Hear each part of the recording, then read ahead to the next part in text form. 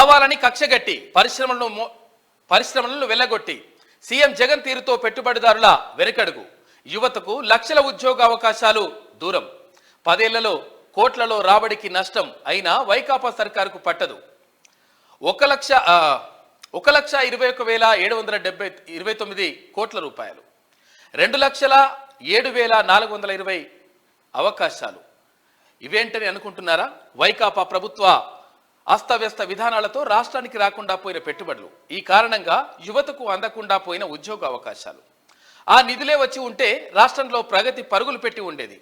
ఆ ఉద్యోగాలనే యువత పొంది ఉంటే లక్షల కుటుంబాలు పేదరికం నుంచి బయటపడి ఉండేవి. కానీ విధ్వంసంతో పాలన మొదలుపెట్టిన వైకాపా పరిశ్రమల ఏర్పాటుకు అనువైన వాతావరణాన్ని ధ్వంసం చేసింది.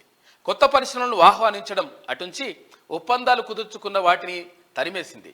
అధికారంలోకి వచ్చి రావడంతోనే పరిశ్రమలకు కేటాయించిన భూములు సమీక్ష పేరిట పారిశ్రామికవేత్తలను వేధింపులకు గురిచేసింది.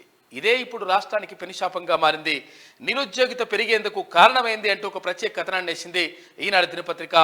కావాలని కక్షగట్టి పరిశ్రమలను వెళ్ళగొట్టేసింది ఈ ప్రభుత్వం అంటూ ఒక ప్రత్యేక కథనాన్ని ఈనాడు దినపత్రిక ప్రచురించింది.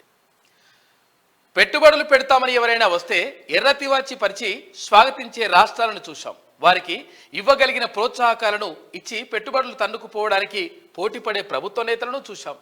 అయితే వైకాపా ప్రభుత్వ తీరే వేరు. వేల మందికి ఉపాధి కల్పించే భారీ పరిశ్రమలు రాష్ట్రం నుంచి వెళ్ళిపోయినా పర్వాలేదు. ఉపాధి ఉద్యోగ అవకాశాలు లేక యువత పొరుగు రాష్ట్రాలకు తరలిపోయినా నష్టం లేదు. గత ప్రభుత్వ హయాంలో ఒప్పందాలు కుదుర్చుకున్న పెట్టుబడులు మాత్రం రాష్ట్రానికి రాకూడదనేదే తమ విధానంగా కనిపిస్తున్నట్లుగా మొత్తం కూడా అంటే వేధింపులకు గురి చేస్తూ ఉంది. తర్వాత ఈ ప్రభుత్వం తర్వాత ఇక్కడ కొత్తగా పరిశ్రమలు పెట్టడానికి వచ్చినటువంటి వాళ్ళకు భూములు కేటాయిస్తే ఆ భూములు కూడా లాక్కున్నది. దీంతో వాళ్ళని వేధించడం మొదలుపెట్టింది. ఈ కారణం చేత ఈ రాష్ట్రానికి అంటే ఆంధ్రప్రదేశ్కు రావాల్సినటువంటి పెట్టుబడులన్నీ కూడా ఇతర రాష్ట్రాలకు తరలిపోయినటువంటి పరిస్థితి కనిపిస్తూ ఉంది. దీంతో నిరుద్యోగిత పెరిగిపోయింది.